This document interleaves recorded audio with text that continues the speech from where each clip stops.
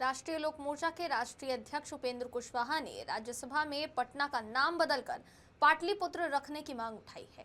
ये मांग पिछले लंबे समय से उठाई जा रही है, जिसे लेकर अब बिहार की सियासत में घमासान देखने को मिल रहा है। देखिए ये रिपोर्ट। राज चलता था, उसकी राजधानी पाटलिपुत्र हुआ करती थी, जो आज पटना के नाम से जाना जाता है।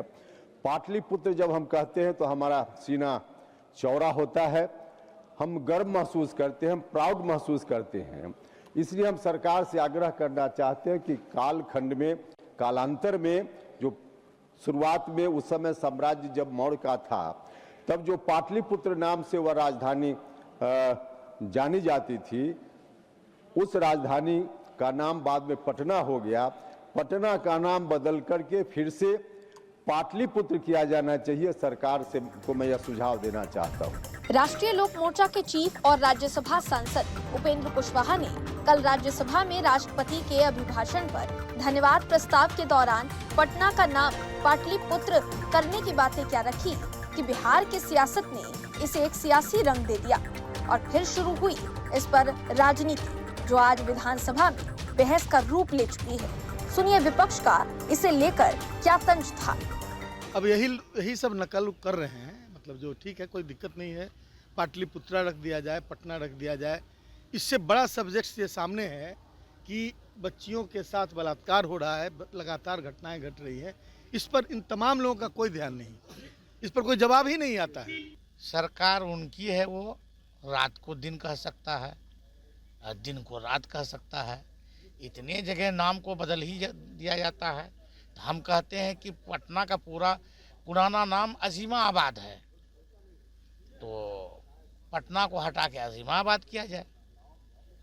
तो है कि भाई, जिसका सैया होल कोतवाल तो डर काहे का। जो मर्जी जिसका नाम बदले, स्टेशन का नाम बदले, वो इलाहाबाद का नाम बदल दिया और कहीं वाराणसी वगैरह, जो चाहे वो कर सकते हैं, खुली आजादी। नाम बदलने के औचित्य को सिद्ध करते हुए उपेंद्र कुशवाहा ने देश के अन्य प्रमुख शहरों के उदाहरण भी पेश किए।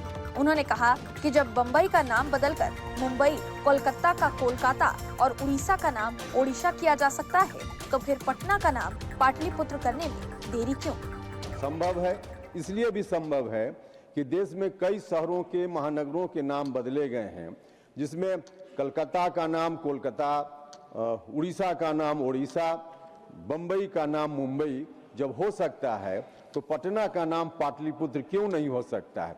इसलिए मैं सरकार से आग्रह करना चाहता हूं कि पटना का नाम पाटलिपुत्र किया जाए, ताकि अतीत का जो वह क्षण था उसको हम महसूस करें और उसको महसूस करते हुए हम नए भारत के निर्माण की ओर प्रस्थान करें।